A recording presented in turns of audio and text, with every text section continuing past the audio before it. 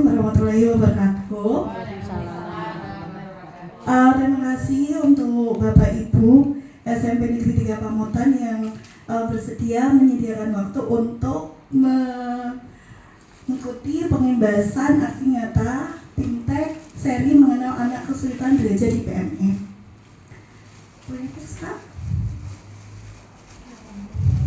Jadi di dalam beberapa program pemerintah itu ada yang tentang sekolah inklusif. Salah satunya ini adalah anak kesulitan belajar. Jadi tujuan kegiatan ini adalah yang pertama memberikan pemahaman yang lebih mendalam kepada para guru mengenai berbagai jenis kesulitan belajar yang dialami oleh anak-anak. Jadi kemarin itu waktu pendaftaran tidak diberi batasan untuk mengikuti apakah harus guru SMP, guru SD, tapi semua jenjang mulai dari guru TK sampai ke guru SMA atau SMK.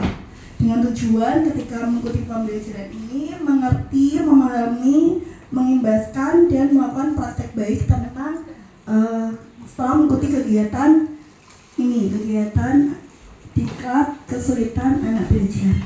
Yang kedua adalah membekali para guru dengan strategi dan metode pembelajaran yang efektif dalam menangani siswa dengan kebutuhan khusus. Karena saya masih ingat dulu SMP Negeri 3 Pamotan itu masih sekolah inklusif nih, Bapak Ibu buat dulu nih inklusif itu salah satunya adalah yang terbanyak adalah Soliner. Tapi sebenarnya kesulitan belajar tidak mulu tentang anak yang seperti tunagrahita, cacat fisik, ataupun tunanetra atau disabilitas, tapi juga ada beberapa kesulitan. Jadi nanti ada beberapa jenis kesulitan mulai dari kesulitan membaca, kesulitan menulis, kesulitan berhitung, dan selanjutnya. Di sini yang ketiga, dengan mengikuti kegiatan di AKB ini adalah untuk meningkatkan kompetensi guru sehingga dapat memberikan pendidikan yang lebih baik dan inklusif bagi semua siswa, termasuk mereka yang memiliki kesulitan belajar. Jadi bahasan ini di modul 1 kemarin kami mengikuti tentang konsep anak dengan kesulitan belajar secara umum. Kenapa anak-anak kesulitan belajar umum ini harus diperlakukan sama dengan anak-anak yang pada umumnya, karena memang itu adalah hak semua murid untuk terpenuhi kebutuhan belajarnya. Dan yang kedua tentang konsep modul 2, konsep anak kesulitan membaca. Jadi nanti di modul 2 ini akan bercerita tentang apa sih komponen yang dimaksud dengan anak ini kesulitan membaca itu. Ada beberapa komponennya, nanti akan saya kulik lagi di pembahasan berikutnya. Modul 3 tentang konsep anak kesulitan menulis. Misalkan ada beberapa anak yang kesulitan menulis misalkan dengan akhiran, misalkan makan kadang kurang huruf N-nya atau menyanyikan kurang huruf K-nya gitu, itu termasuk anak-anak yang kesulitan menulis. Dan modul 4 adalah konsep anak kesulitan berhitung. Ini mungkin yang paling sering kita temui ya Bapak Ibu guru, anak kesulitan berhitung. Jadi ada anak yang kelas 3, kelas 9 masih bingung kalau 5 kali 5 itu bingung dia. Di 10 katanya itu masih kita temui. Baik Pak, langsung di modul di konsep anak kesulitan belajar ini banyak ditemukan di kelas tingkat SD sampai ke perguruan tinggi. Dalam arti kata, kesulitan yang tak terduga dan terus-menerus dalam pencapaian bidang akademis tertentu sebagai akibat dari gangguan perkembangan saraf. Jadi anak-anak yang mengalami kesulitan belajar ini kemungkinan besar dia mengalami gangguan perkembangan sarafnya selama proses perkembangannya, dari mulai di kandungan sampai dia lahir. Terus ada terkadang guru dan orang tua seringkali mengalami kekeliruan dalam menemukan individu ini. Jadi anak-anak yang kesulitan ini itu susah untuk menemukan itu. Bapak Ibu guru atau orang tua itu sering mengalami kekeliruan. Jadi gejala ini seperti kesulitan membaca, menulis, matematika juga dialami oleh individu dengan hambatan intelektual. Biasanya kan kita kalau mengenali itu biasanya hambatan intelektual, misalkan anak autis. Berarti anak autis berarti dia pasti kesulitan belajar gitu, kesulitan membaca menulis. Tapi anak-anak yang normal itu terkadang mengalami hal seperti ini. Anak-anak yang kesulitan membaca, mungkin membaca dia mahir, menulis mahir, tapi terkadang dia kesulitan untuk menghitung gitu. Boleh selanjutnya. Di sini di konsep anak kesulitan belajar nanti akan saya bagikan slide-nya, semoga atau modulnya nanti biar Bapak Ibu juga ikut mendapatkan pengalaman membacanya, jadi mengetahui apa sih sebenarnya konsep anak kesulitan belajar. Di sini jenis kesulitan belajar itu ada dyslexia, terus ada ya dyskalkulia, terus ada juga dyspasia ya, dan yang terakhir ada dysgrafia. Dan di sini biasanya yang sering dialami, kalau di sini belum menemukan anak yang bisa membaca tapi dengan tulisan terbalik nih. Kalau di kesulitan kita belum pernah menemukan. Jadi dia bisa menulis kalau hurufnya itu terbalik, ataupun anak-anak yang susah membedakan antara B dan D. Kadang B dikira D, D dikira B, ataupun ya B dengan B. Itu memang jadi hanya huruf-huruf itu yang mereka sulit terkadang. Dan ini juga kalau yang sudah parah sama sekali tidak bisa membaca itu biasanya ditemukan oleh ibu-ibu yang atau bapak-bapak, orang tua yang lebih usia lebih tua, atau dia memang terkena gangguan saraf yang memang benar tidak bisa membaca, bukan karena dia terganggu penglihatannya. Terus ada juga gejala anak yang mengalami kesulitan belajar itu, yang pertama itu masalah dalam membaca dan menulis. Ketika anak sudah terganggu masalah membaca dan menulis, berarti indikasinya anak itu akan mengalami anak kesulitan belajar. Yang kedua, manakala masalah dalam hal matematika. Terus ada masalah dalam memori. Kalau memori itu kembali lagi gimana nih? Anak itu kan mempunyai apa yang sudah diberikan lah Allah atau Tuhan kepada anak kita atau mungkin murid kita. Jadi kalau masalah memori itu kan kita pasti berharap orang tua, oh memorinya bagus, anak tidak mengalami kesulitan dan sebagainya, seperti itu. Terus ada yang masalah dalam menentukan waktu. Ini mungkin pengalaman anak saya. Jadi kalau melihat jam itu sampai sekarang itu agak sulit ya, berarti masuk di kategori konsep anak kesulitan belajar. Jadi motivasi saya mengikuti ini ya salah satunya saya menemukan anak saya mengalami kesulitan belajar. Salah satunya ketika melihat jam atau ditanya ini jam berapa, itu kesulitan. Dan terus di sini juga penyebab kesulitan belajar itu bisa cedera otak pada waktu perkembangan anak, entah mungkin waktu bayi atau mungkin waktu cedera gitu, waktu jatuh atau apapun gitu, atau hal-hal yang terkait dengan kecelakaan atau. Terus ada juga karena ketidakseimbangan saat di dalam ada keseimbangan di dalam otaknya. Jadi ada beberapa hal. Terus ada juga gangguan perkembangannya dari dia, seperti tadi yang saya sampaikan, dari dia dalam perkembangan di dalam kandungan sampai selanjutnya di pertumbuhan selanjutnya. Jadi dampak dari mengalami kesulitan belajar yang pertama, biasanya akses pembelajaran di akademik di kelasnya itu menurun.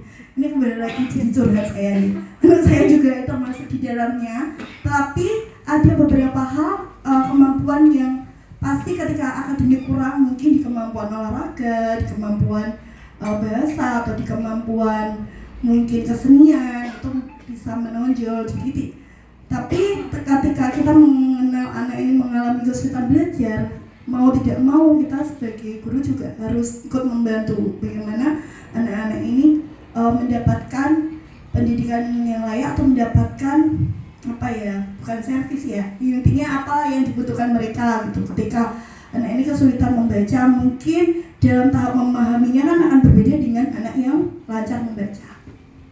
Bisa selanjutnya Pak. Nah ini konsep anak kesulitan membaca. Kesulitan membaca itu seringkali berasal dari masalah yang mendasar pada kemampuan literasi dasar mereka. Membaca dan belajar itu dua hal yang menentukan kesuksesan seorang anak selama sekolah dan di dunia kerja. Karena bayangkan kalau ketika anak kita tidak bisa membaca lancar sama seperti tahun yang lalu gitu Nenenggi Armawati itu ya sama sekali tidak bisa membaca. Jadi ketika ujian ya sudah ya hanya belajarnya sudah dibelajari misalkan membaca itu ya pertama bisa seminggu bisa balik lagi dia lupa hurufnya. Terus lanjut selanjutnya nah di dalam kesulitan membaca dan strategi dukungannya ketika ini harus saya mendekat ya kelihatan di konsep kesulitan membaca ini terkait dengan ketidakmampuannya ketika membedakan huruf, terus ada pengejaan. Kadang anak bisa mengeja ya, kadang anak membacanya itu dengan ejaan, harus dengan ejaan atau dengan membaca keras, baru dia memahaminya dengan cepat. Tapi ada juga anak yang membaca cukup dalam hati, tapi dibaca berulang-ulang. Terus ini biasanya ditemukan itu paling banyak memang di usia sekolah dasar, di SD, TK ke SD, ataupun mungkin anak-anak sini juga masih 1-2 yang mengalami kesulitan membaca. Terus jenis-jenis kesulitan membaca ini sebenarnya lebih banyak, mulai dari kesulitan mengartikan kata-kata, terus ada kesulitan untuk lebih kepada pemahaman membaca. Jadi menulis paham, menulis paham tapi tidak mengerti maksud dari tulisannya itu. Terus strategi penanganan kesulitan membaca itu memang harus dimulai dari membangun kosakata, membaca dengan keras. Jadi anak-anak yang kadang tidak lebih suka dibacakan dengan keras atau dia berucap dengan keras, atau mungkin anak-anak yang kesulitan membaca itu kalau misalkan tentang disabilitas kayak tunarungu kan otomatis ya, karena dia memang pengucapan ijanya tidak bisa dan tidak bisa mendengar. Tapi kalau anak-anak yang normal pada umumnya tapi kok masih mengalami kesulitan membaca, memang harus banyak ekstra sabar, karena mengajarkan anak untuk membaca ya pasti ketika misalkan ditemui di kelas 7 ada yang anak yang kurang bisa membaca lancar, mau tidak mau ya harus kita meluangkan waktu, misalkan nanti bisa guru BK bekerja sama dengan wali kelasnya. Kalau memang nanti di kelas 7 masih ada yang anak ditemui, anak yang masih kesulitan membaca, bisa langsung kita berkolaborasi dengan saya sebagai guru BK-nya. Terus media meminimalisir kesulitan membaca itu ada TTS, ada buku audio. Jadi ada beberapa buku yang memang ketika diklik itu mengeluarkan suara, jadi itu membantu anak-anak, ataupun melalui YouTube kayak gitu. Itu ada beberapa yang memang perkembangan teknologi itu memudahkan untuk anak belajar membaca. Tapi saya yakin ketika anak kesulitan membaca itu kalau terus-menerus dilatih pasti bisa. Permasalahannya ketika kita mengajarkan anak di sekolah, tapi sampai rumah orang tuanya tidak mau membantu membaca ya sama saja. Tapi saya yakin Bapak Ibu guru sudah memaksimalkan mungkin bagaimana anak bisa terlayani dengan baik, khususnya di dalam kelas pembelajaran. Terus dampak bagi kesulitan membaca itu pada dasarnya sama ketika dampak dari anak yang kesulitan belajar. Pasti dalam hal akademik akan kurang, karena bagaimana dia bisa memahami kalau membaca aja tidak lancar.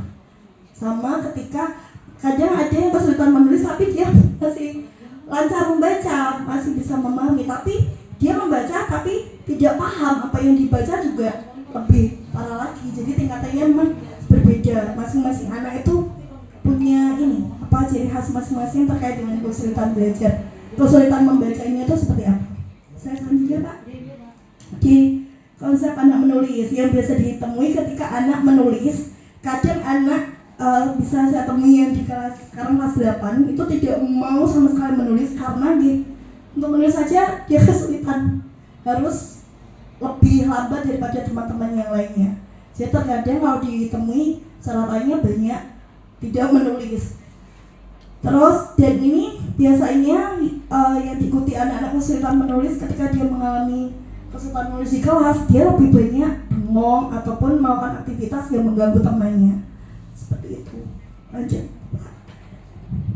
Di kesulitan ini belajar kesulitan belajar menulis ini mungkin bisa ditemui ketika anak-anak ketika belajar menulis itu menulisnya misalkan di dikte itu biasanya kurang, misalkan apalagi kayak kemarin saya mempraktekkan ini tulisan kreatif itu biasanya anak-anak sulit. Biasanya kan kalau kreatif tulisannya KR langsung gitu, itu biasanya pakai kreatif, F-nya itu bukan F ini tapi V gitu. Itu masih banyak ditemui kalau di kelas 7, tapi untuk anak-anak tertentu nggak sampai 10 orang gitu.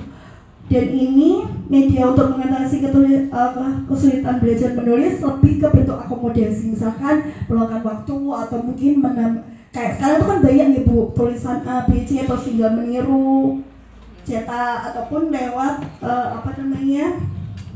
ada juga lewat media lain, misalkan dibentuk kayak jam, terus hurufnya terus JJA dipasangkan dengan huruf apa, misalkan dipasangkan C sama A aja, terus nanti ditarik lagi I, kayak gitu.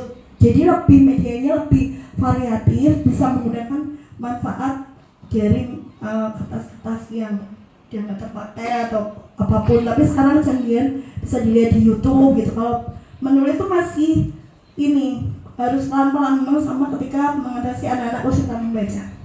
Saya sendiri Pak.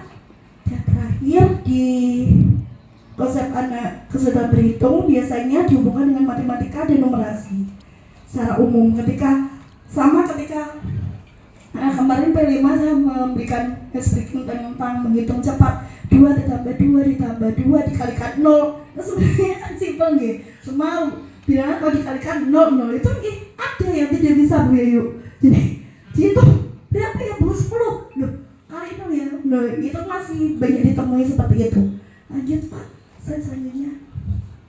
Nah ini yang terakhir sampai sama medianya, ada media audio, media visual atau multimedia. Kalau konsep berhitung mungkin ada plus minus ya, jadi tidak ada anak yang memang semuanya itu kesulitan, baca sulit, matematika sulit, menulis sulit, itu udah kompleks ya, jadi membutuhkan waktu.